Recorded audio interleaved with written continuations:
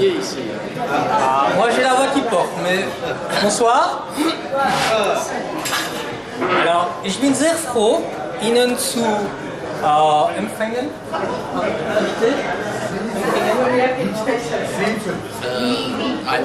Einladen. Empfangen. Voilà. Mon allemand est très rouillé, donc je vais juste m'arrêter là. Et je vais tout simplement vous remercier d'être venu. Et on va commencer la présentation de notre tout dernier recueil de nouvelles paru aux éditions Novellas, donc Novellas Asvel, et écrit donc par Daniel Guggenbühl, en français et en allemand. C'est donc la première particularité, c'est un livre bilingue. Donc voilà, on va commencer bien gentiment. Comme d'habitude, il y aura une série de questions auprès de l'auteur. On va vous présenter le livre, on va vous donner envie de le prendre si vous ne l'avez pas déjà. Et il y aura une petite séance de questions-réponses si vous souhaitez, et une séance de dédicace. Voilà. Bonsoir. Bonsoir Stéphane. Alors, il faudra parler fort. Oui, je n'ai pas tellement l'habitude de parler fort, mais je vais faire un effort. Tout à fait. Ça a l'air d'aller. Alors, la première question, toute traditionnelle, même si je suis certain que toutes les personnes ici présentes te connaissent, en quelques mots, qui es-tu? Alors, je ne vais pas raconter ma vie, mais... Quelques mots. Oui, je suis un ancien eurocrate. Un ancien eurocrate à la retraite depuis un certain nombre d'années. Mais toi, debout, regarde. Tu dois te mettre au milieu. Non, c'est pas vas-y, au milieu. Vas-y. Il a... C'est pour la caméra.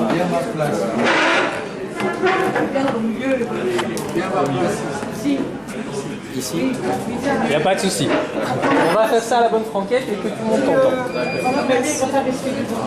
Non, mais je vais mettre la caméra derrière, dans l'axe.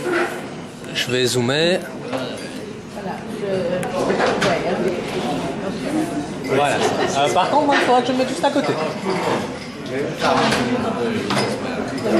faut que je tourne la tête à droite et à gauche. Voilà, comme Obama. Comme Obama. Voilà. Et je n'ai pas les grandes oreilles d'Obama. Ça, c'est le vrai qu'on entend. Surtout nous. Ni la couleur de Restez à côté. Galina, il y a une place ici, Galina. Voilà. On continue. Il prétend être un ancien eurocrate. Je traduis. Voilà, donc pendant ma période d'activité, je pratiquais l'écriture sous une autre forme, c'est-à-dire que je rédigeais des notes de briefing, de débriefing, des analyses politiques, économiques. Et donc c'est un style tout à fait différent. Une fois à la retraite, j'ai commencé à prendre la plume pour écrire des souvenirs qui sont d'enfance et d'adolescence.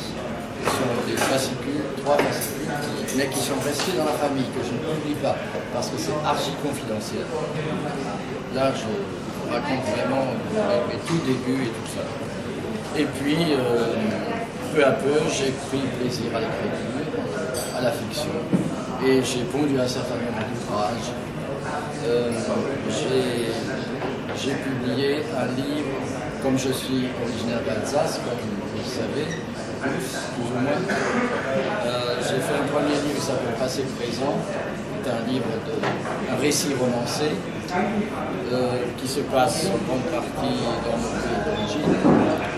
Ensuite, j'ai écrit un bouquin qui s'appelle Brise d'Amérique, où je raconte, je m'appuie sur mes souvenirs professionnels, essentiellement aux États-Unis, dans le cadre des Nations Unies. Qu'est-ce que j'ai encore fait? J'ai écrit un livre qui s'appelle Arsène Berlémont. Arsène Berlémont, qui est un livre qui relate la vie d'un eurocrate, ici en face au Berlémont, sur le mode léger et même un peu satirique par moment. Donc c'est assez amusant. Ceux qui ne connaissent pas, j'en ai 2 exemplaires aussi. Et puis j'ai publié aussi un grand livre, un beau livre illustré avec des photos historiques qui s'appelle Fritz et qui est un livre trilingue. en français, allemand et alsacien. Avec des très belles mises en page, des photos d'albums anciens et des récits, une vingtaine de récits écrits dans les 3 langues, de petits récits qui sont aussi moitié réalité, moitié fiction. J'ai aussi fait une pièce de théâtre qui n'a pas été publiée, qui s'appelle Perte sans fracas. Oui, je me souviens. Qui a été joué quand même. On l'a eu. Oui, alors avec des amis, nous avons fait plusieurs lectures de cette pièce qui est une comédie. Là, je me suis bien amusé à l'écrit. Qui avait peur de ne pas savoir quoi dire, mais ça va, tu as bien entamé. Alors, j'ai tilté en entendant trilingue, français, allemand, alsacien. Les Alsaciens considèrent que c'est une langue officielle et reconnue? Non, ce n'est pas une langue officielle, c'est une langue régionale. Et elle a des particularités qui viennent du français ou de l'allemand? C'est une langue qui est une langue régionale allemande en réalité, truffée bien sûr d'un certain nombre d'expressions françaises, parce que l'Alsace fait partie de la France depuis quand même pas longtemps, mais c'est une langue germanique. Et moi je ne dis pas patois ou dialecte, ce sont des termes un peu plus génératifs, c'est une langue régionale. Et tu maîtrises cette langue ou tu as été... Je la parle. Je la parle couramment. D'accord. Tu maîtrises l'allemand par contre. Donc ma question sera quand même de te demander pourquoi est-ce que tu as demandé à une traductrice finalement germanophone allemande de traduire les nouvelles. À vrai dire, je n'ai rien demandé du tout. Ah. C'est elle qui a pris connaissance de ces nouvelles et qui a dit ces nouvelles sont formidables, j'ai envie de les traduire en allemand. D'accord. Voilà. Et c'est comme ça qu'est née l'idée de ce livre. Parce qu'à la base, tu n'avais pas du tout l'intention de le faire en 2 langues. Non, c'est bien. Ce sont 17 petites nouvelles écrites en français initialement et traduites en allemand par une personne qui réside en Allemagne. Qui ne pouvait pas venir ici parce qu'elle habite à Osnabrück, au nord de l'Allemagne. Pas facile. Donc, nous avons fait ça par courriel, par échange de courriel au cours des derniers mois. Et ça, c'est le résultat. Qui s'appelle-t-il? Alors le titre c'est Mystère des passions. Et là, on n'a pas traduit littéralement le titre français, on a dit Vive la français, comme des feuilles dans le vent. Donc les passions qui s'évaporent parfois, souvent même, comme les feuilles mortes emportées par le vent. Ce qui m'amène à une question que généralement la plupart des auteurs demandent. Au niveau de la traduction, est-ce que c'est une traduction littérale, littérale? Est-ce qu'il y a eu des adaptations spécifiques à la langue allemande? C'est une traduction qui est très fidèle à l'original, mais moi personnellement elle me plaît beaucoup parce que je connais bien l'allemand et je trouve qu'elle a une certaine fraîcheur. Et on trouve dans ce texte allemand un certain nombre d'expressions que je n'aurais jamais trouvé moi-même. Bien que je parle bien l'allemand, mais je n'aurais jamais trouvé ces expressions. Je ne vais pas les citer, mais je pense que ça se lit très bien en allemand. Et puis, l'illustration? Et les illustrations ont été aussi faites. On me pique les questions, c'est bien. Allez, vas-y. Encore plus fort. Alors les illustrations ont été faites par une graphiste qui s'appelle Christina Hildmann et qui a, donc vous voyez, ce n'est pas une artiste, C'est une graphiste. dessinatrice, c'est une graphiste, Infographiste. oui, qui travaille avec son ordinateur. Et elle a fait ça, donc page de couverture en couleur, et chaque nouvelle est précédée par une image, par une illustration. Donc Stéphane. Il y a donc 17 illustrations en noir et blanc qui ont donc été mises au début de chaque nouvelle en français. Donc au niveau de la répartition, c'est d'abord le texte en français, l'illustration, le texte en français et la traduction en allemand. Donc voilà. Alors, moi j'ai lu le livre il y a déjà quelques mois. Entre-temps, j'ai eu d'autres livres en tête, donc j'ai un peu oublié le contenu. Et en plus, comme ce sont des nouvelles, je n'ai pas pu mettre en exergue un personnage ou une personnalité. Mais est-ce qu'il y a une nouvelle que tu préfères, qui t'inspire plus que les autres? Et si oui, Ça, c'est une question un peu difficile. En général, les lecteurs me disent, moi j'ai une préférence particulière pour telle ou telle nouvelle. C'est ça. Maintenant, là, je suis pris complètement au dépourvu. Mais en y réfléchissant, il y en a peut-être trois que je pourrais prendre au hasard. La toute première s'appelle Léonie. oui. Léonie, c'est au féminin. Léonie, c'est une femme. C'est une nouvelle qui se passe à Strasbourg. Et c'est l'histoire d'une jeune personne. Oui, un petit peu quand même.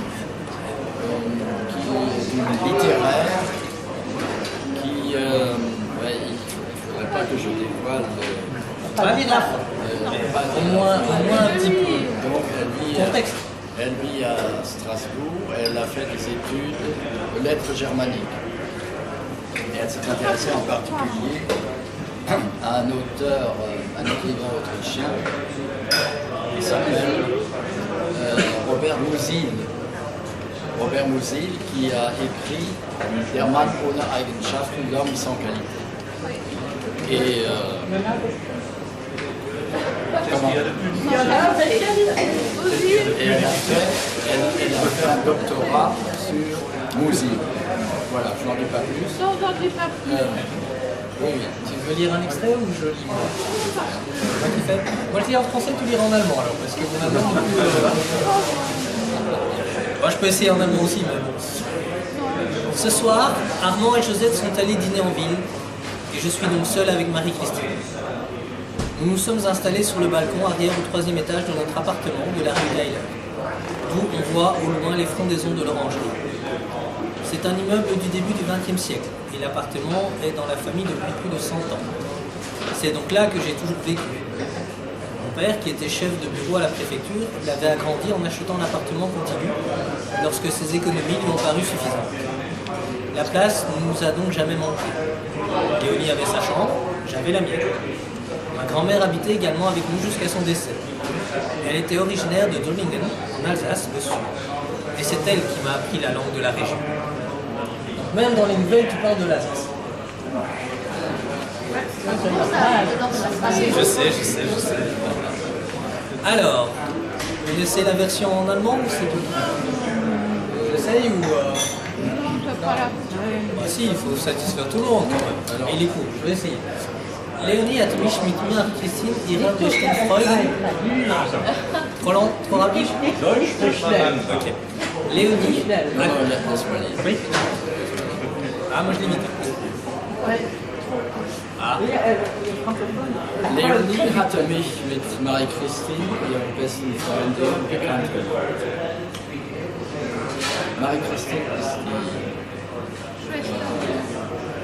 die Frau des Erzählers.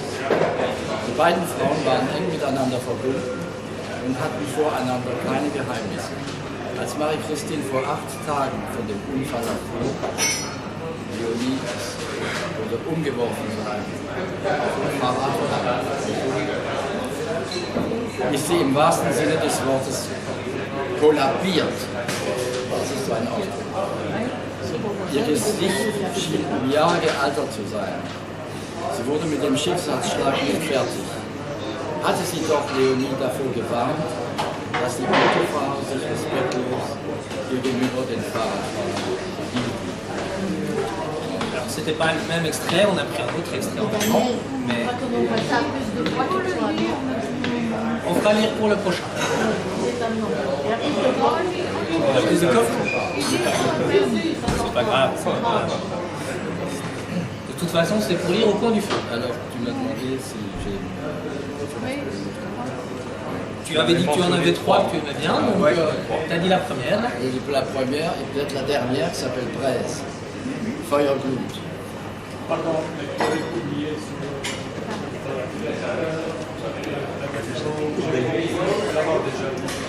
Il me me semble qu'il avait lu une présentation. Braise. Tu l'as publié dans quelque part ailleurs? Non, non, mais il avait lu au cercle, je pense. Bonsoir. Bonsoir. Bonsoir.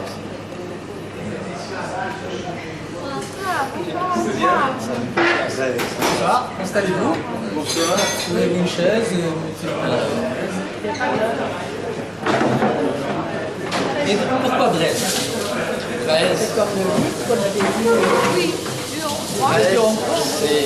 Ce sont les fraises d'une passion entre un homme et une femme, donc une passion qui n'est pas éteinte au bout de 30 années. Et c'est une histoire qui se passe dans la forêt de Soigne. Ceux qui connaissent la forêt de Soigne À Bruxelles. à Bruxelles, vous peut-être reconnaître l'endroit et où c'est pas le narrateur, mais l'homme rencontre son ancien amour il y a 30 ans, la personne qu'il avait perdu de vue depuis 30 ans et avec laquelle il avait eu une passion amoureuse très intense. Voilà. Et donc cette passion, on la sent revivre dans l'histoire, mais évidemment, elle est impossible. Au bout de 30 ans, on ne peut pas remonter dans l'histoire. Je me souviens que c'était l'une des premières nouvelles que tu m'avais proposées en lecture et que j'avais bien aimé aussi. Et alors, il y en a là, puisque j'en ai le troisième, il y en a une toute courte qui se passe également en forêt de Soigne, qui s'appelle Murmure du chêne. Le Murmure du chêne. C'est un chêne qui raconte, c'est un chêne qui raconte d'où il vient, comment il est né, comment il a été planté, comment il s'est trouvé au bord d'une grève, face à face avec un autre chêne, et puis C'est une nouvelle poétique. donc c'est le chêne qui parle. Il parle des animaux de la forêt, il parle des amoureux qui viennent s'asseoir à ses pieds et tout ça. Alors, une question qui sera pour la plupart des gens qui vont, j'espère, écouter ou regarder la vidéo et qui sont intéressés par la nouvelle. Tu as l'air d'être un spécialiste puisque ce n'est pas ton premier livre avec des textes. C'est au final, qu'est-ce qui toi te plaît dans une nouvelle? Est-ce que c'est parce que c'est court justement? Ou quels sont les ingrédients qui font que c'est une nouvelle qui est bonne? D'abord, il faut qu'on ait plaisir à l'écrire. Ça, c'est fondamental. Je serais incapable d'écrire quelque chose qui ne me ferait pas plaisir. Ensuite, une chose qui me paraît très importante dans une nouvelle, ce sont les lieux. Les lieux géographiques, les endroits. Je dis que telle nouvelle se passe en forêt, soit à un endroit précis, à Strasbourg, ou à Paris, même à New York. Pour qu'une nouvelle soit crédible, je pense, il faut qu'on puisse la situer dans un lieu précis. Et Qu'il soit surréaliste. il n'est pas surréaliste, il existe vraiment. Tous les lieux que j'ai décrits ici, que j'ai mentionnés ici, existent vraiment. Les nouvelles fantastiques avec un lieu imaginaire, ça ne te plairait pas? Si. Fantastique, non. Mais alors, il y a les différents ingrédients. Il faut que les personnages aient de la densité, qu'ils aient des sentiments, des émotions et tout ça. Et il y a aussi un contexte souvent historique. Je mentionne un contexte politique en passant comme ça. Ce sont des nouvelles qui n'ont rien de politique, mais il peut m'arriver de faire référence à Mitterrand, je sais pas, président de la République, à une œuvre musicale ou à une œuvre littéraire comme L'homme sans qualité. Aussi, Tous ces ingrédients permettent d'ancrer la nouvelle dans la réalité. même à un peintre, Claude Monet par exemple. Tout ça donne de la densité au texte, je pense. et donc je joue avec ces différents ingrédients. Mais évidemment, les personnages en général sont en grande majorité un homme et une femme. Et les relations qui se nouent entre eux, qui se développent, qui parfois s'évaporent, et qui se terminent, même parfois avec un point d'interrogation. Le mystère. Alors, on va un peu parler technique et fabrication du livre, puisque j'ai des formats qui me sont chers, mais on va faire une exception. Alors, tu vas un peu expliquer en quoi est-ce que ce livre a des critères qui correspondent plus finalement aux critères allemands qu'aux critères belges ou bien en tout cas. Je ne pense pas qu'ils correspondent tellement aux critères allemands. Les bouquins allemands sont en général aux couvertures dures. Ah oui. Ce bouquin est très soigné, mais les livres allemands sont également très soignés. Ça, c'est comme dans les pays nordiques, en général, en Suède, vous avez entre les mains des livres sur la couverture cartonnaire. Oui. Et mais bon, donc ça n'a pas de caractère allemand. Mais je voulais aussi un format qui soit pas trop petit, que ça ne fasse pas roman de gare. On va faire sérieux quand même. C'est pour ça que j'ai insisté pour un format de ce type. Vous pouvez même faire plus grand, mais ça le grand, c'est déjà grand et volumineux. Maintenant, mais je suis un adepte de petits livres, en tout cas de petits formats. Le 12-17 est mon format préféré.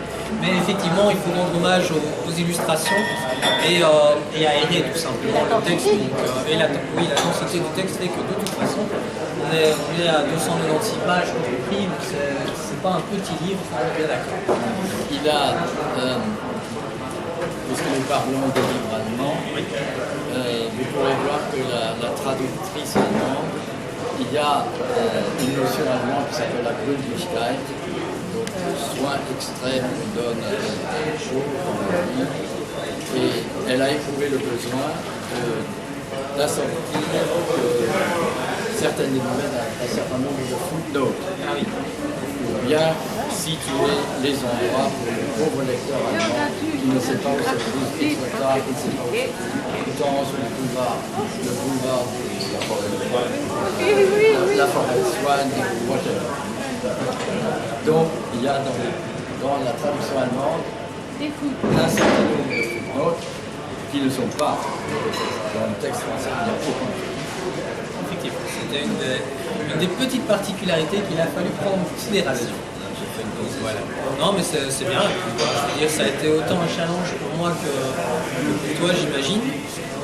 Alors, je mets un point d'honneur à lire, relire et relire les versions françaises. Je n'ai évidemment pas eu ce pragmatisme et cette rigueur pour la version allemande, mon allemand ne me le permettant pas.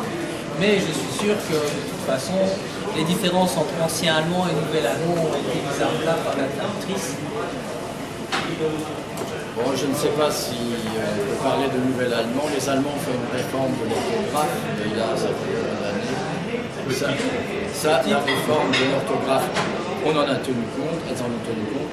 Mais je dois dire, et ça c'est un autre aspect de la Bundesliga allemande, la traductrice a fait vérifier l'ensemble de ces traductions par une prof d'allemand qui n'est pas mentionnée ici, qui s'appelle Monika Richter, qui a tout vérifié du point de vue linguistique et ponctuation. Parce que la ponctuation allemande en allemand elle est extrêmement rigoureuse. En français on est beaucoup plus souple. Elle est méconnue. Alors au point de vue, j'ai la garantie que la ponctuation allemande est impeccable. Ça a été relu 2, 3, 4, 5 fois. Alors, ce que je te propose, c'est de relire, je vais relire un extrait en français, puis on parlera de l'actualité prochaine, donc qui présente son salon. Voilà. Tu as une préférence pour une nouvelle ou je choisis? Je choisis. Alors on va le faire au hasard. Voilà. Je vais juste quand même essayer de trouver le titre, c'est Sonia. Ce qui me permet aussi de préciser que les titres en français et en allemand ne sont pas forcément rigoureusement identiques. Donc voilà. En général, ils sont différents. Et voilà, par exemple, c'est une adaptation. J'ai eu un texte néerlandais traduit en allemand et on n'a pas mis Uber avec Uber trait. Uber Trago. C'est important. Oui, c'est important. Je crois que plutôt Uber Trago. Pour les titres. Pour les titres. Oui, ça dit s'il y avait des expressions, ça va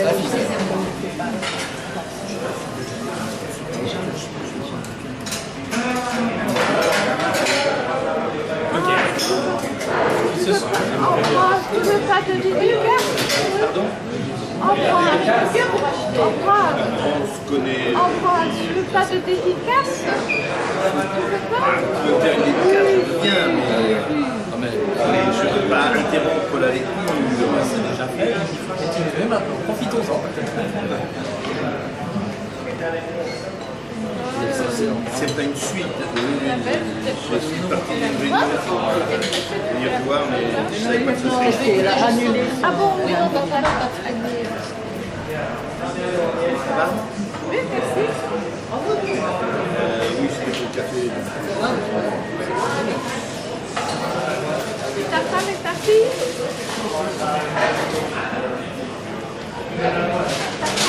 Ta fille? Elle est en deuxième année. Moi, elle est à Strasbourg, elle devait aller dans une Signale que là, vous êtes en caméra filmée. Si c'est privé, faites attention. Bonjour Fritz, comment ça va? Et vous toujours de violon? Oui, oui. Bah, en fait, elle est allée à Strasbourg parce qu'elle a été prise comme soliste dans l'orchestre de Strasbourg. Plutôt que d'aller en Angleterre avant le Brexit, elle est allée à Strasbourg. Ma fille.